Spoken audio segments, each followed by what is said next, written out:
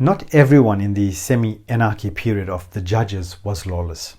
A beautiful love story shows us a family and a community that lived faithfully in relationship to God.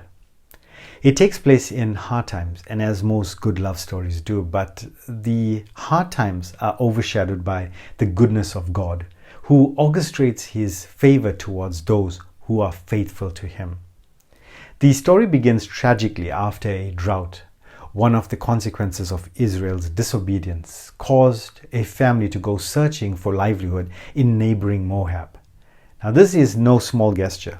It's a family's rash statement that perhaps the promised land isn't all that promising, and maybe the rival nation's land is better. After all, plenty of the people who remained in the land, including those we will meet later in the story, are enjoying a harvest by the time the family returns. But this family of 4 had decided to seek sustenance elsewhere, and things haven't gone well. Naomi's husband dies, and then her 2 sons die. She's left as a true widow with no one to take care of her but her 2 widowed daughter-in-laws. Now, she is rather bitter about this, and in a sense, the book of Ruth is really the story of Naomi, of how God meets the needs of a bitter woman and restores her back into the land of promise and into the people of God. But along the way, it becomes the story of Ruth, a foreigner who selflessly commits to care for her mother-in-law and identify herself with the gods of that land, the people of God. Upon returning to Bethlehem, Naomi's hometown, Ruth finds work at harvest time at the fields of Boaz, one of Naomi's kinsmen.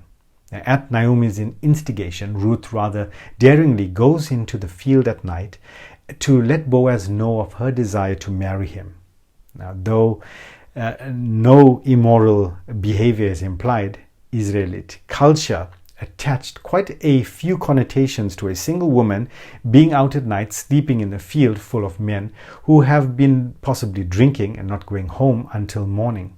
It's a racy move, a bit with pure motives. And when Boaz discovers her asleep at his feet, he symbolically covers her and becomes a picture of redemption.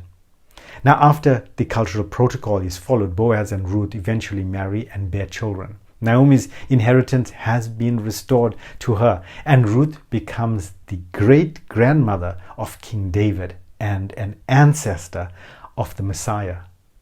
Ruth is a small book with huge themes, a rich picture full of deep truth.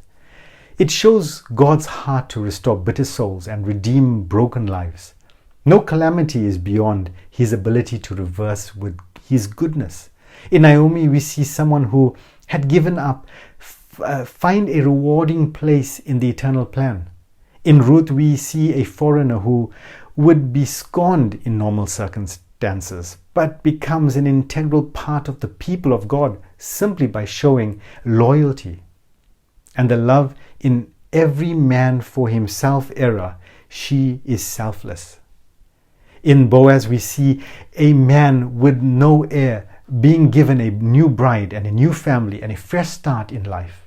And in God, who quietly authors the story, we see a tender romantic heart, a provider in times, and a redeemer who has his eye not only on the chosen generation but also the Gentiles, who displays his nature and accept his ways in a small fulfillment of the covenant he made with Abraham to bless those who bless the Jews. And it's a powerful foreshadowing of how God will draw many into His kingdom at a harvest festival many centuries later by pouring out His Holy Spirit on the Jews and Gentiles alike. So this book is a case in the scriptural truth that God lifts up the humble and draws near to the brokenhearted. Even in our deepest disappointments, we find ways to make ourselves meaningful and bring us into a place of fulfillment.